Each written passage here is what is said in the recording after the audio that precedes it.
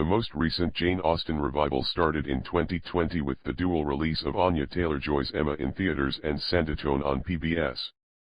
But it was Bridgerton that's driven the most recent upswing of modernized Regency stories on streaming, which is why it was only faintly surprising when Netflix announced it was releasing a new version of Austen's Persuasion. Sadly, especially for fans of the book, the new film manages to hit every one of Hollywood's Austen adaptation pitfalls in its quest to turn social satire and comedies of manner into bubbly rom-coms.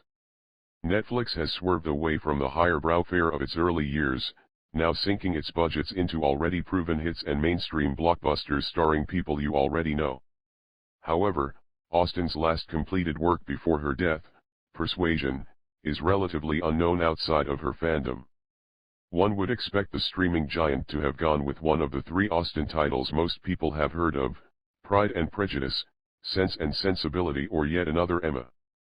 Persuasion stands out as an especially odd choice in this moment, as it is the least likely to lend itself to romantic comedy. Austen's original Anne Elliot is a spinster who years ago was persuaded out of her best chance at a happy marriage by family and friends who did not have her interests at heart. It's a story of regret and rediscovery, tinged with horror. When readers meet Anne, she is trapped as the only adult in a family full of immature narcissists, for whom her forever single status is a boon.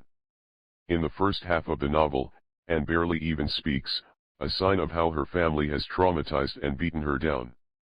It is only by luck she finds herself once again in the company of Captain Wentworth, the man she was encouraged to reject, who has turned himself into fine husband material in the intervening years. Their second chance romance represents Austen's story where the main leads come with this kind of baggage. Netflix's Anne Elliot, Dakota Johnson, woefully miscast, is none of these things.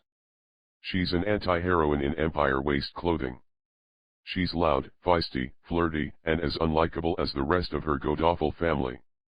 One cannot imagine this Anne Elliot ever being pushed around, let alone abused as the family's de facto servant.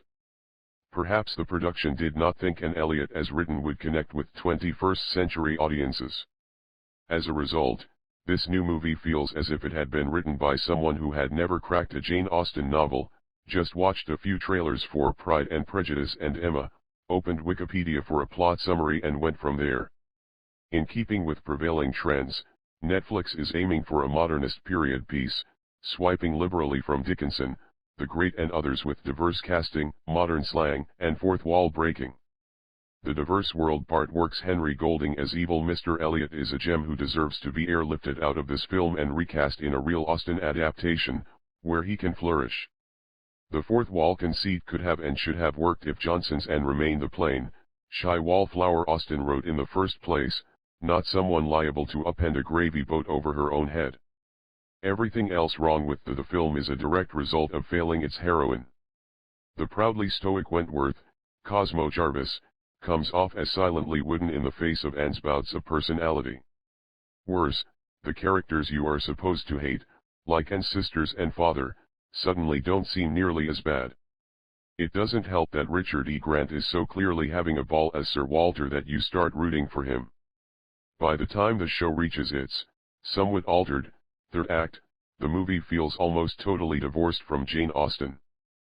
But the most unfortunate outcome here is the way this hapless film will doubtlessly provide more ammunition to those who reject any sort of Austen modernization.